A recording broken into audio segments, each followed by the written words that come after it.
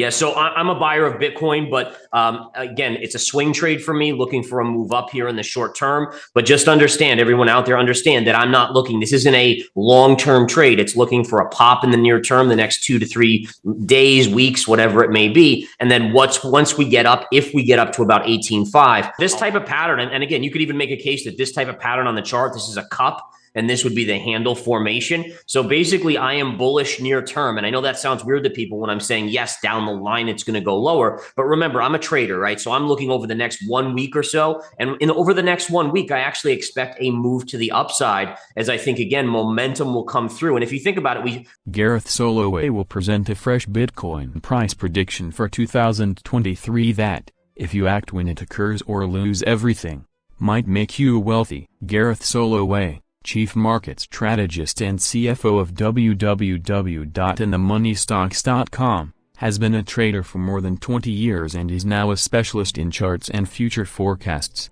Knowing when to buy or sell cryptocurrencies like Bitcoin, BTC, or Ethereum in the cryptocurrency market is crucial. ETH. Gareth thinks that Bitcoin could break higher and kick off the upcoming cryptocurrency boom. That's the most recent estimate by Gareth Soloway on the price of Bitcoin in 2023. Additionally, he claims to have purchased Bitcoin and that there are several investment opportunities on BTC at the moment, so pay very close attention to his trading suggestions. But until we hear from Soloway, if you're new to the channel, be sure to subscribe. If you haven't already, so we will provide daily content to keep you updated on the latest news.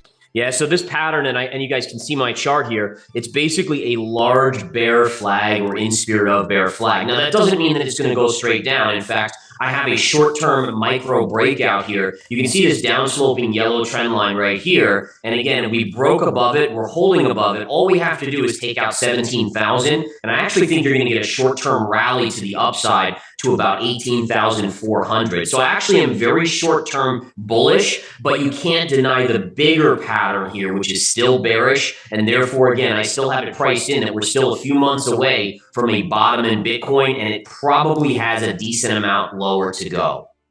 Yeah, so I think it's the beginning of the end, right? I mean, you have FTX hammering the market, but I think one of the important things to take away from FTX and the collapse is that if you look at the Terra Luna collapse that caused, or that Bitcoin took a hit on, Bitcoin dropped 45%.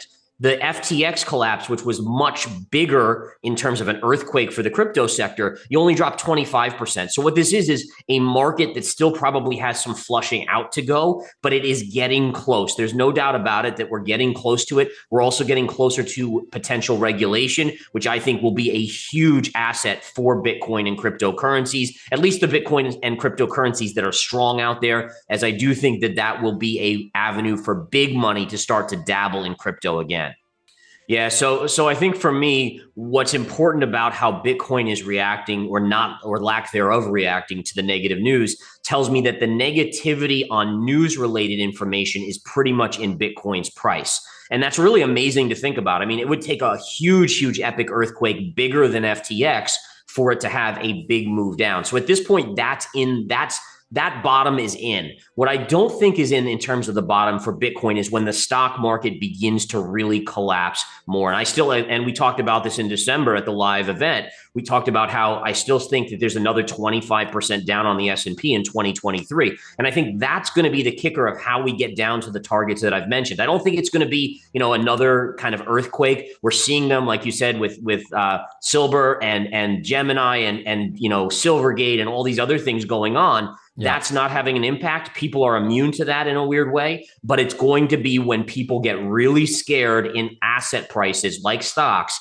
that they're going to ultimately end up selling crypto and driving it lower. Absolutely. So I'm still looking at potentially 12 to 13,000 is a short-term target. I do believe it'll go lower than that and probably pierce 10,000 and could get as low as 9,000 before this is all over. So again, if you look at it, and there's a couple of ways you could look at it, the half full, the glass is half full, which is the negative, which is, oh my goodness, it could still go down 30, 40% more. Or you could look at it half full, which is basically saying Bitcoin's dropped from 69,000 to 16 and change here. Worst case, it's got another 7,000 and change to go. And then we can start to think about really picking some up heavily and looking for some major ups. Yeah, so this type of pattern, and again, you could even make a case that this type of pattern on the chart, this is a cup, and this would be the handle formation. So basically, I am bullish near term. And I know that sounds weird to people when I'm saying, yes, down the line, it's going to go lower. But remember, I'm a trader, right? So I'm looking over the next 1 week or so. And over the next 1 week, I actually expect a move to the upside, as I think, again, momentum will come through. And if you think about it, we heard about Silvergate. We've heard about, the GBTC, and we were going to talk about that in just a little bit. These aren't having a negative impact on Bitcoin right now. And that actually tells me that there's bullish potential price action. When a stock or a crypto doesn't fall on bad news for a sector, oftentimes you're getting ready to make a short-term pop. Yeah, so I'm a buyer of Bitcoin, but again, it's a swing trade for me, looking for a move up here in the short term. But just understand, everyone out there understand that I'm not looking, this isn't a long-term trade. It's looking for a pop in the near term, the next 2 to 3 days, weeks, whatever it may be. And then once we get up, if we get up to about 18.5, I'll pare it back, take some profits, and then potentially just stay on the sidelines until I think there's a better entry. Well, another way to put it is GBTC is already trading at my 9 to 10,000 target, right? If you take 45% away. Now, I'm being more comical in that way, but I think this is it, right? So to me, if there's one thing I've learned in trading, there's no easy lunch, right? If this was a no-brainer buy, then every institution out there would be already heavily in this, expecting it to have this beautiful arbitrage trade where it goes back up. And I think investors, if you're going to do this and you're going to buy some GBTC, you have to understand it's trading at a discount for a reason, meaning that there is risk you're taking on that it goes bust, it does something else that you don't expect. So it's not so much to say that don't do it. It's that if you're going to commit capital to this trade, and it's a fair trade, you have to commit the correct amount, where if you lose 50 or 100%, you say, okay, I gave it a shot. It didn't work out. I'm okay with that loss.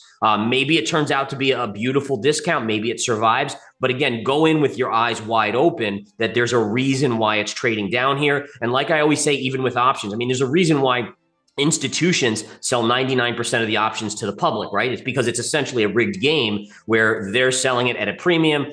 Generally, they know they're going to make money on that. If this was an easy trade, if it was a no-brainer for you and me, why aren't they all doing it? And that's the one thing that kind of keeps me on pause. So tell us in the comments below, is this a good time to open some swing trades on Bitcoin? Or is it too risky given that GBTC is also having problems and that Bitcoin has been trading sideways for a few weeks? Don't forget to leave a like and subscribe as well. Pay close attention to his trade recommendations because he also asserts that he has purchased Bitcoin and that there are several investing chances on BTC at the time. Do you agree that price doesn't matter in the short term? Leave a comment if you found the content interesting.